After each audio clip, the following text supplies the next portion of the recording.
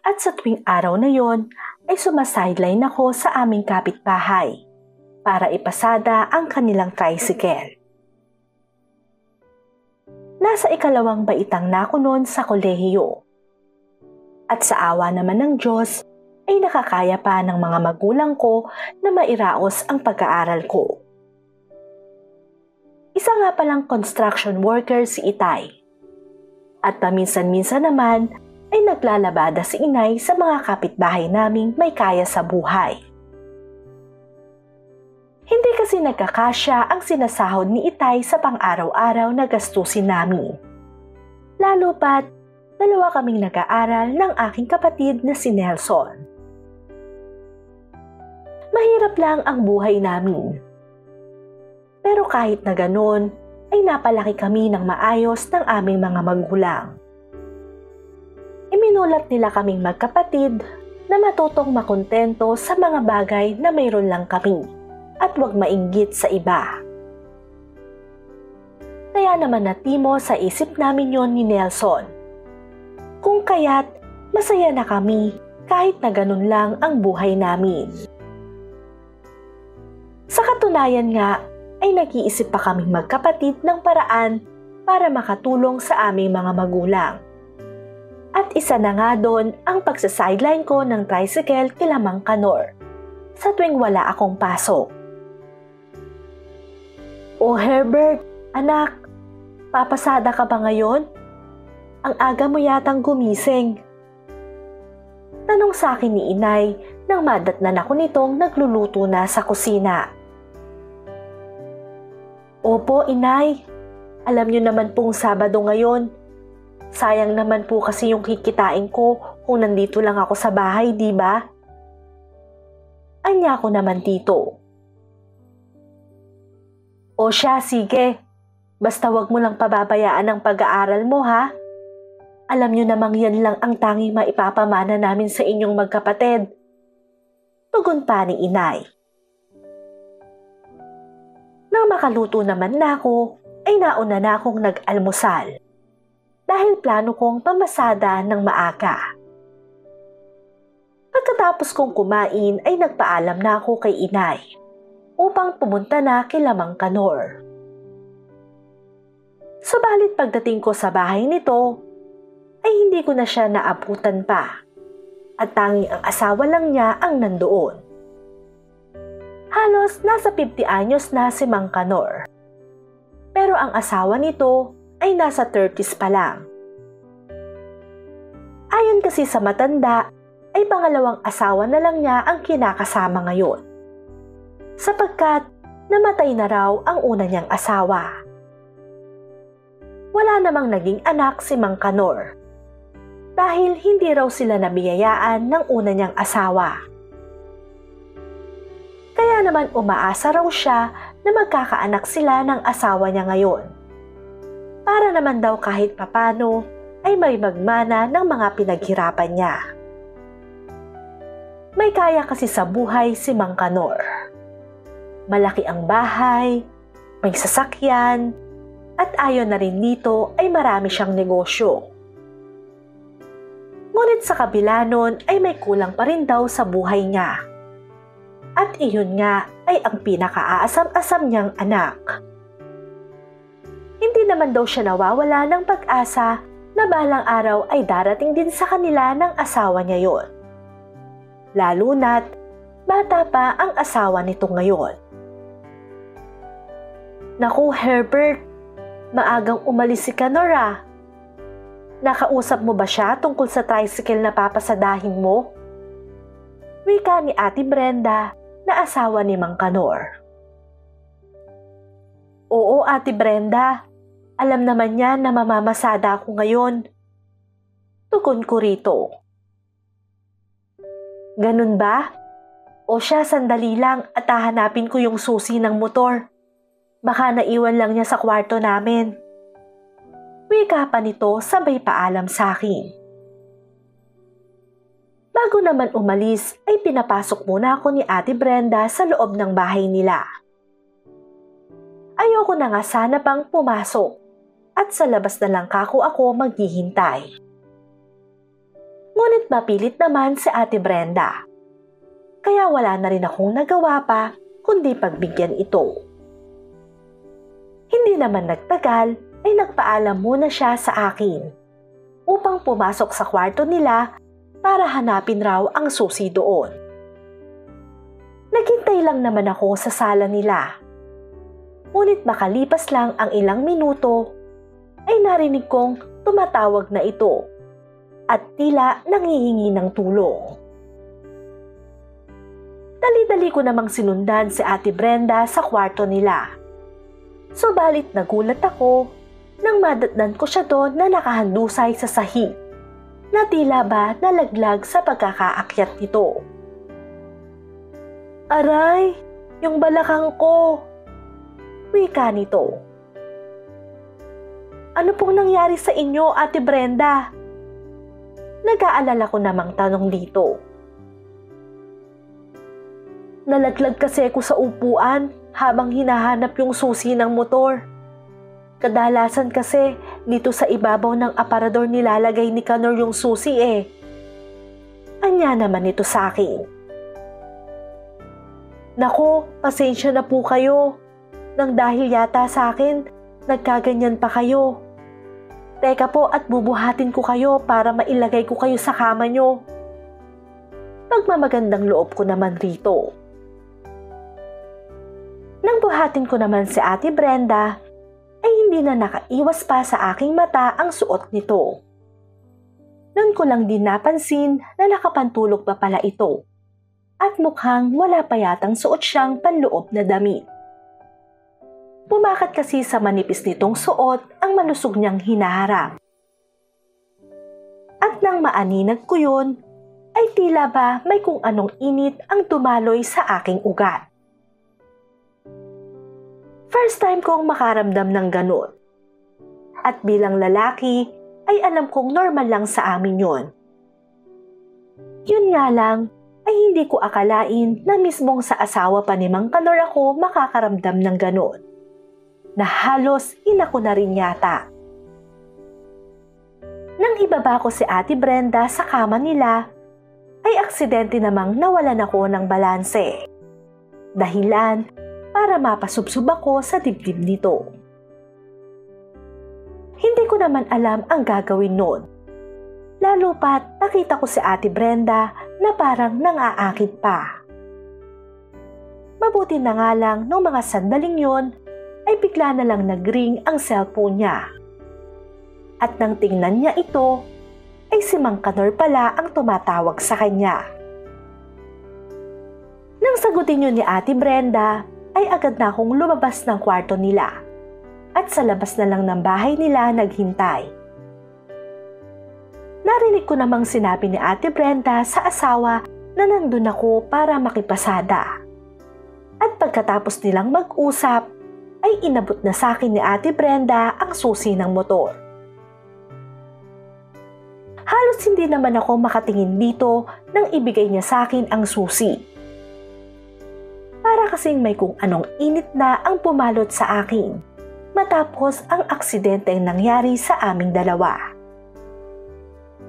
Kaya naman pagkaabot ko ng susi sa kanya ay nagpaalam na ako rito. At matamis na ngiti naman ang iginanti nito. Habang nasa paradahan ay tila naiwan naman ang isip ko sa bahay nila Ate Brenda. Hindi kasi maalis sa isip ko ang nangyari sa amin kanina. Lalo pat, muntika na akong halikan nito. Nasa ganong wisyo naman ako nang gulatin na lang ng aking kasamahang driver para ipaalam na may sakay na pala ako. Hindi ko kasi namalayan na may pasahero na pala. Kaya napapilig na lang ako sa aking ulo. Natatawa na nga lang ako noon sa aking sarili. Dahil hindi ko akalain na malaki ang magiging epekto noon sa akin. Gayunpaman, bilang pagrespeto na rin kay Ate Brenda at Mang Kanor, ay pilit ko yung kinalimutan. Hanggang sa dumating na nga ako sa puntong pati si Ate Brenda ay akin nang iniwasan. Isang araw, habang nasa paradahan ako, nang biglang sumakay sa akin si Ate Brenda na tila galing sa palengke.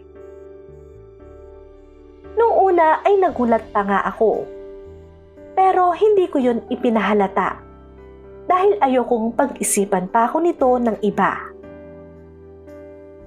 Agad ko namang pinaandar ang motor para maihatid na ito sa bahay nila.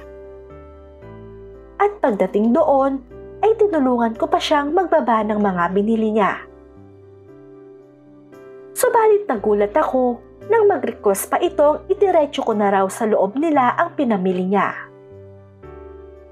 Agad ko naman itong sinunod. Kahit pa nga ang totoo ay naaalangan talaga akong pumasok na sa kanilang loob. Hindi pa rin kasi nawawala sa isip ko ang insidenteng nangyari sa amin nito. Kaya tuloy sa tuwing nakikita ko si Ate Brenda, ay para bang napapaso na ako dito. Subalit ang pangyayaring yun sa amin ay hindi ko inaasahan na masusundan pa pala. At noong mga sandaling yun ay hindi na ako tuluyang nakaiwas pa. Pakilagay mo na nga lang dito sa kusina yung binili ko, Herbert.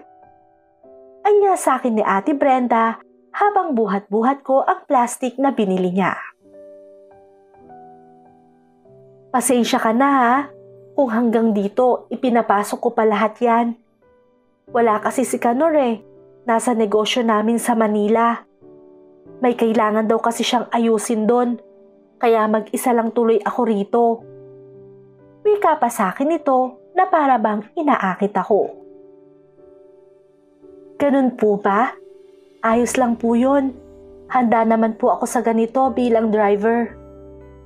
Tugon ko naman sa kanya. Talaga? Sa ganito bang bagay, handa ka? Kulat kong sabi nito, sabay halik niya sa mga labi ko. Nang mga sandaling yon ay hindi na ako nakaiwas pa kay Ate Brenda. At sa edad kong yon, ay nagawa kong pumatol sa kanya, kahit pa nga alam kong hindi tama yon. Ewan ko ba kung bakit hindi ko na rin napigilan pa ang aking sarili nang matikman ko ang kanyang halik. At nakakahiyaman aminin, ay first time na nangyari sa akin yun. Hindi pa kasi ko nagkakanobya, dahil ang priority ko nga ay ang pag-aaral ko. Subalit nung mga oras na yon ay heto ako. Tumutugon sa halik ni Ate Brenda. Pakiramdam ko nga nun ay parang nasa langit ako. Lalo na nang maramdaman kong gumagapang unti-unti ang kamay nito sa aking katawan. Hindi na nga rin ako noon nakatanggi pa. Lalo na nang ayain na ako nito sa kwarto nila. At doon umpisahan ang paglalaro namin ng apoy. Masasabi ko rin na magaling si Ate Brenda sa ganung labanan. At sa bawat pag-indayok nito, ay talaga namang may anong sarap na hatid iyon sa aking pakiramdam. Kaya naman pagkatapos noon, ay talagang hinanap-hanap yon ng aking katawan. Hanggang sa naulit na nga nang naulit ang paglalaro namin ng apoy ni Ate Brenda. Mabilis na lumipas ang panahon. Hanggang sa patuloy pa rin akong nakikipagtagpo kay Ate Brenda sa bahay nila tuwing wala si Mang Kanor. Kadalasan kasi ay naiiwan lang si Ate Brenda sa bahay nila. At sa tuwing umaalis ang asawa nito, ay tinatawagan niya ako upang pumunta sa kanila. Kaya bago naman umuwi galing eskwela, ay dadaan muna ako ron para pagbigyan na rin ang init ng aming katawan. Wala namang kamalay-malay ang aking mga magulang sa ginagawa namin na yon. Basta sa tuwing tatanungin lang nila ko, ay ang laging sagot ko ay gumawa kami ng project ng mga kaklase ko. Sa totoo lang ay hindi ko nga alam noon kung kung bakit at paano ko nagagawang magsinungaling sa aking mga magulang para lang makipaglaro ng apoy kay Ate Brenda. Marahil ay nasisiyahan rin ako sa ginagawa namin. Isa pa ay nakakatulong rin kasi si Ate Brenda sa akin dahil binibigyan niya ako ng pang-allowance ko. Pero minsan, naiisip ko rin na itigil na ang kabaliwan naming iyon ni Ate Brenda. Sapagkat niloloko na namin si Mang Kanor. Ngunit sa tuwing tatawagan naman niya ako, ay hindi ko maiwasan na hindi pumunta. Lalo pat nagmamakaawa sa akin ito. Hanggang sa isang araw ay ibinalita sa akin ni Ate Brenda na buntis raw siya.